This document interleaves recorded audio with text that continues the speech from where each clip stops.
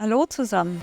Nachdem wir euch im letzten Video quer durch Peru mitgenommen haben und mit Machu Picchu den wohl magischsten Ort des Landes besucht haben, überschreiten wir in diesem Video den Äquator gemeinsam mit euch und gehen nun auf der Nordhalbkugel angekommen auf Bärensuche im Dschungel. Seid also mit dabei, nach dem Intro geht's los!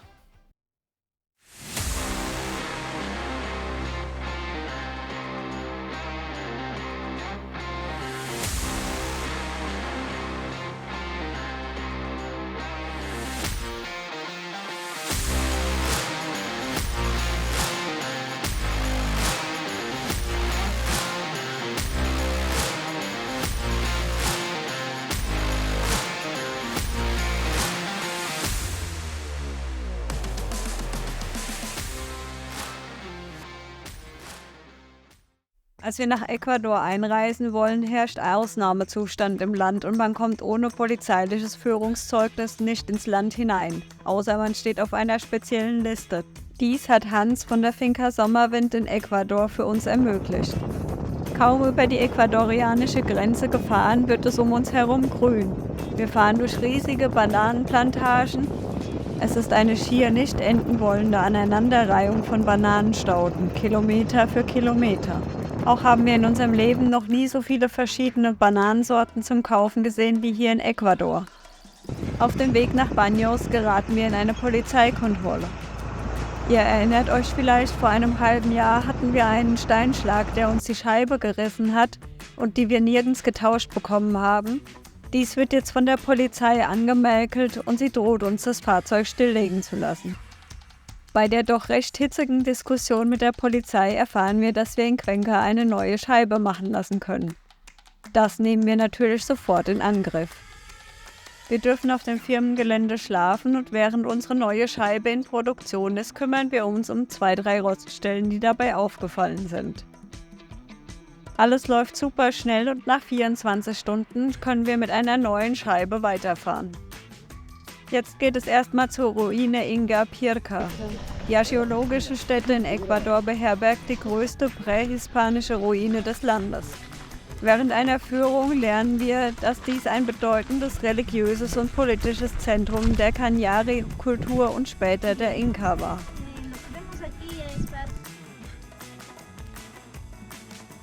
Im Anschluss geht es weiter nach Baños de Agua Santa.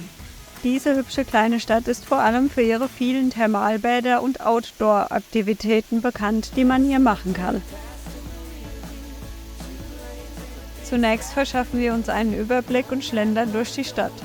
Beim Besuch des Marktes sind wir erstaunt. Wow, was man hier alles an Obst und Gemüse bekommen kann. Wir entschließen uns dazu, uns Räder auszuleihen, um die Wasserfallroute damit zu fahren. Bei dieser Tour fährt man teilweise auf der öffentlichen Straße und teilweise auf Nebenstrecken. Es geht unter Wasserfällen hindurch und an großen vorbei.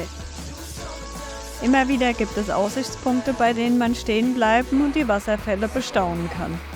Und wenn man mag, kann man auch so wie Erik und Tim drüber hinwegfliegen.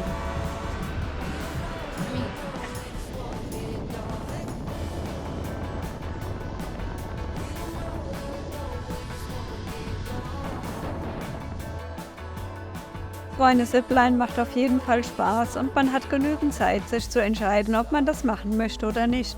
Denn es gibt hier sehr viele Stationen, die das anbieten. Es geht an weiteren großen und kleinen Wasserfällen vorbei bis zum letzten Stopp, wo wir die Räder stehen lassen.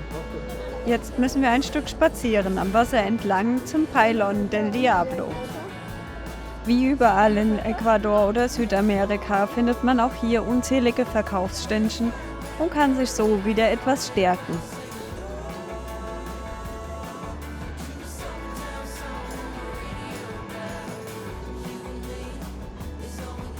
Wir sind in der Regenzeit unterwegs und natürlich bleiben auch wir nicht verschont. Auf der spektakulären Hängebrücke, die zum Wasserfall führt, öffnen sich die Himmelsschleusen und wir werden nass. Das Ganze ist aber weniger schlimm, denn am Wasserfall selbst wären wir sowieso nass geworden.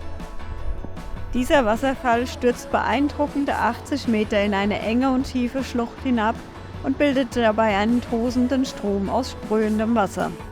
Von 2 verschiedenen Seiten kann man an den Pylon del Diablo herankommen. Die Aussichten, die sich einem hier bieten, sind einfach spektakulär.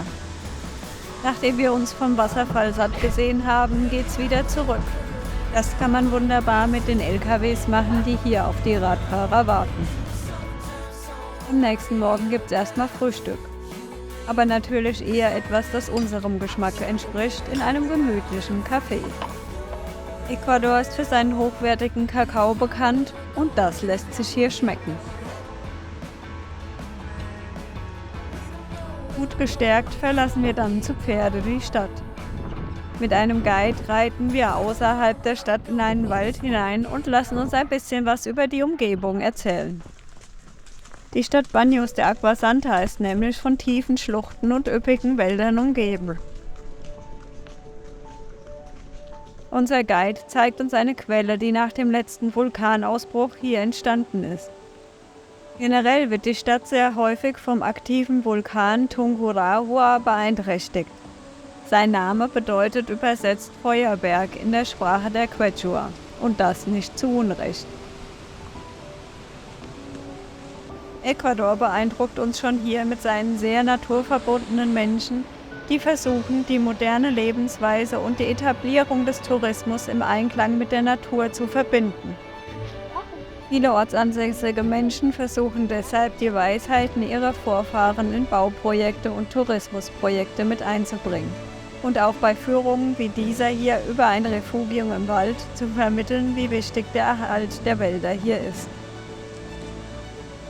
Und so lassen wir uns noch ein wenig über das Leben hier im Tal erzählen, bevor es dann zu Pferde wieder zurück in die Stadt geht.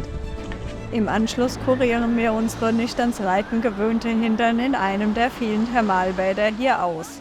Jedes der Becken hier hat eine andere Temperatur und so findet sich für jeden das Optimale. Sexy Badekappenlook. Nach ein paar Tagen verlassen wir Baños de Agua Santa wieder und fahren etwa 26 Kilometer hinter die Hauptstadt Quito. Hier liegt der Äquator. Auf dem großen Parkplatz vor der Äquatorlinie dürfen wir nicht nur parken, sondern auch übernachten und so können wir uns das Ganze mit Ruhe anschauen. Das riesige Monument mit der Erdkugel auf seiner Spitze und der markanten Linie davor kann man schon von weitem sehen. In seinem Inneren findet man ein nettes Museum und von der Aussichtsplattform kann man einen Blick auf die Nord- und Südseite der Welt werfen. Dummerweise steht das Monument an der falschen Stelle. So, gestern waren wir ja am Denkmal für den Mittelpunkt der Erde, für den Äquator. Aber das ist gar nicht der wirkliche Äquator, was wir gestern gesehen haben. Denn der französische Wissenschaftler hat sich ein wenig verrechnet und deswegen schauen wir uns heute den wirklich, 2000 glaube ich, wurde da neu errechnet, den wirklichen Äquator mit den Koordinaten laut GPS 000000 an und da gehen wir dann gleich mal hin. Ja, was wie ein schlechter Witz klingt, ist wahr. Die tatsächliche Position des Äquators liegt genau 240 Meter nördlich des Denkmals im Museum Inti Illimani an der Stelle, an der schon die Ureinwohner den Äquator ermittelt hatten. Bei einer Führung lernen wir ein wenig was über die Geschichte und die verschiedenen Ureinwohnervölker Ecuadors und natürlich über den Äquator an sich.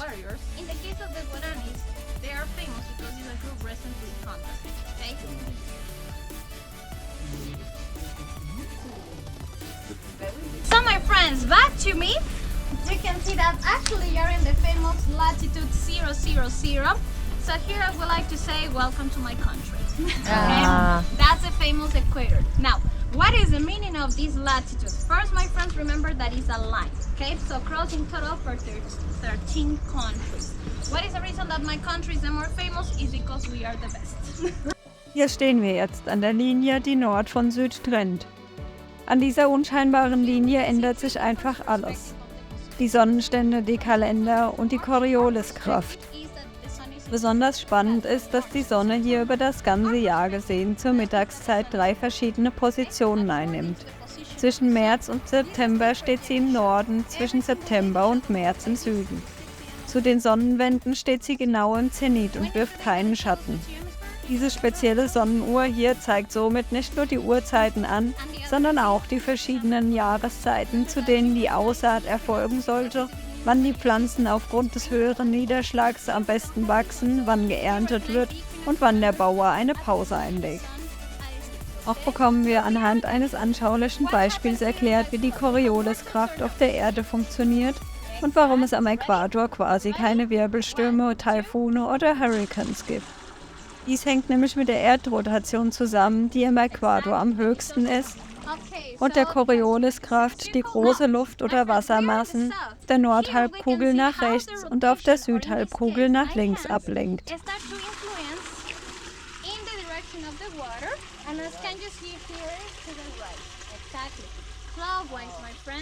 Is the direction of the cyclones and typhoons, and huge masses in the south move like this. Okay, let's see what we are in the north. Ready?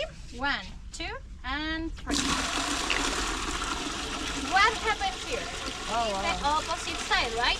So here you can see what is the direction of a tornado and hurricane. Exactly. So, you like it, this part? Yes. Really good, right? Now, remember one more time that is the same phenomenon, okay? Tornadoes and Natürlich ist das, was wir hier gezeigt bekommen haben, nur eine Veranschaulichung. Hier so nah am Äquator und mit so wenig Wassermassen lässt sich der Effekt nämlich nicht darstellen. So what happened with the Von der Mitte der Welt geht es nun weiter über Ibarra bis in das schöne Intagtal. In Ibarra machen wir einen Zwischenstopp bei Hans in der Finca Sommerwind und bedanken uns für die Hilfe bei der Einreise nach Ecuador. Außerdem genießen wir deutsches Essen und entspannte Plaudereien mit anderen Overländern. Wir verlassen den Trubel der Stadt und biegen in das grüne Paradies des Nebelwalds ein. Das Intagtal mit seinem Nebelwald rund um den Ort Apuela hat uns tatsächlich mitten ins Herz getroffen. Nicht nur, dass der Nebelwald hier wunderschön ist, er gehört auch mit nur 15 weiteren Orten zu den Orten, die auf der Welt die absolut höchste Biodiversität aufweisen. In Ecuador wurde, wie in vielen anderen Teilen der Welt auch, der seltene und fragile Nebelwald stark dezimiert. Hier im Intagtal macht man sich für seine Erhaltung und seinen Schutz stark. Von Einheimischen in Santa Rosa und Apuela bekommen wir viel erzählt und gezeigt und spüren die Verbundenheit der Einwohner, die mit aller Macht versuchen, dieses wundervolle Tal zu schützen. In der Vergangenheit haben diverse Minengesellschaften schon versucht, hier Fuß zu fassen, aber die Einwohner des Tals haben dies erfolgreich verhindert. Sonst würde es hier wahrscheinlich ganz anders aussehen. Bei einer Wanderung von Santa Rosa nach Apuela bekommen wir einen Eindruck, was es heißt, im Nebelwald unterwegs zu sein. Wir wandern auf einem schmalen Pfad vorbei an Wasserfällen durch einen einzigartigen Wald, der sich wandelt, je tiefer wir kommen. Es ist schwer, bei den unglaublich vielen Pflanzen hier auch Tiere zu sehen, aber von den Einheimischen wissen wir, dass neben vielen Vögeln wie dem Tukan oder dem Felsenhahn auch unzählige Säugetiere hier beheimatet sind, unter anderem der Puma und der Anden- oder Brillenbär. Bei den riesigen bewaldeten Flächen, die zum Teil auch vom Rainforest-Konzern unter Schutz gestellt wurden, ist es kein Wunder, dass der Puma sich hier nicht blicken lässt, wo wir spazieren gehen. Wir genießen fantastische Ausblicke und eine unglaubliche Artenvielfalt, bis wir dann in Apuela ankommen. Hier haben wir mehrmals vor den Thermalbädern übernachtet. Die Thermalbäder hier bieten nämlich einen wunderbaren Ausgangspunkt für uns und sind eine sehr entspannte Abendbeschäftigung, wenn es langsam dunkel wird. Auch das benachbarte Städtchen Otavalo schauen wir uns an und besuchen dort den traditionellen Viehmarkt. Dieser ist absolut nicht touristisch und auch nichts für schwache Nerven. Hier wird vor allen Dingen Nutzvieh gehandelt, wie Rinder, Lamas, Schweine, Schafe oder Meerschweinchen. Aber auch den einen oder anderen Hund kann man hier zum Verkauf finden.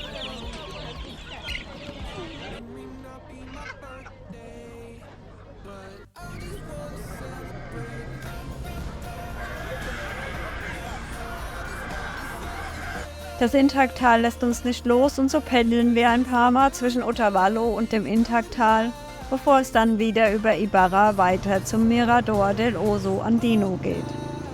Denn die Geschichten der Einwohner des Intagtals über den berühmten Andenbär oder Brillenbär haben uns nicht losgelassen und hier, so sagt man, hat man die besten Chancen, diesen zu sehen.